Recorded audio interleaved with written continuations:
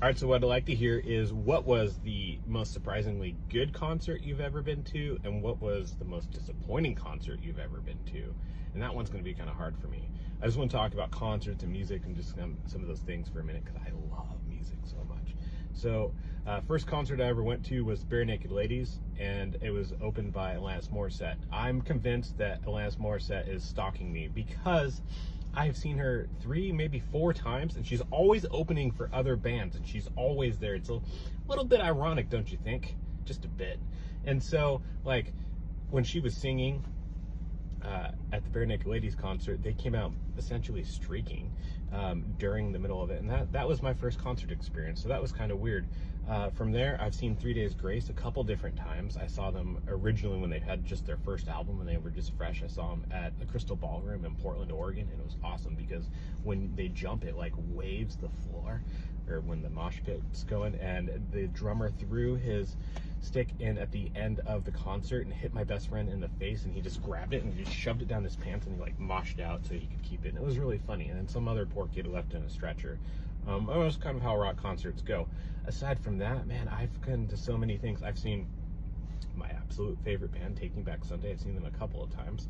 I've seen Blink-182, which was one of the most disappointing ones. It was right after Travis Barker had just gotten, like, you know, the miraculous saving of not being deleted with the other people in the plane crash, and then he like went back on tour, so that was exciting. And then I was really disappointed because Mark and Tom basically just messed around the whole time, which was kind of disappointing for me.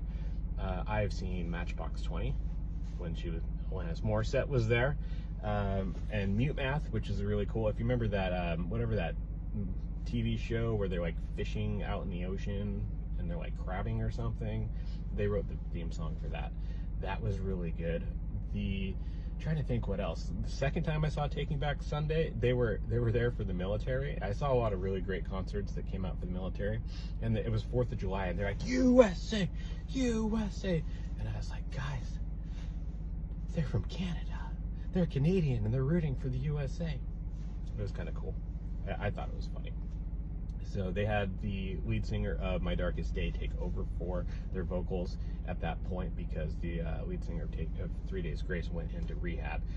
I've seen The Used, which was awesome, every bit as good as I wanted them to be. I've seen Bleachers, I've seen Jimmy Eat World, I've seen Third Eye Blind, which was a really big bucket list because that was the first CD I ever bought in 96 or 97 or whatever it was. Semi-Charmed Life, I was like, yes.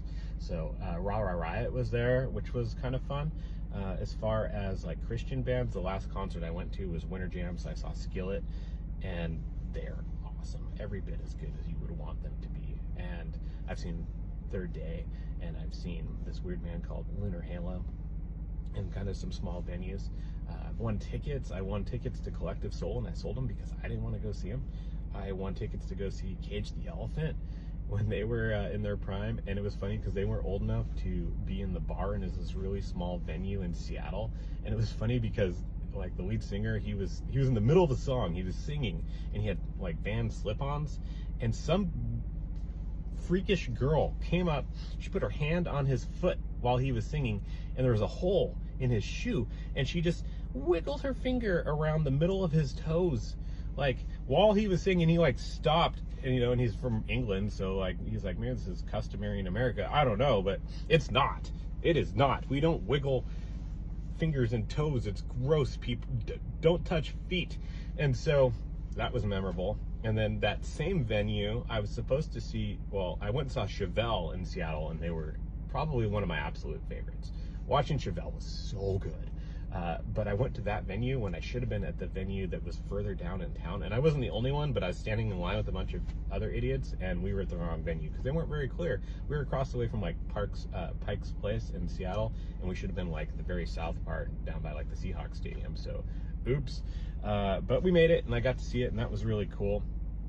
Chevelle was really, really good.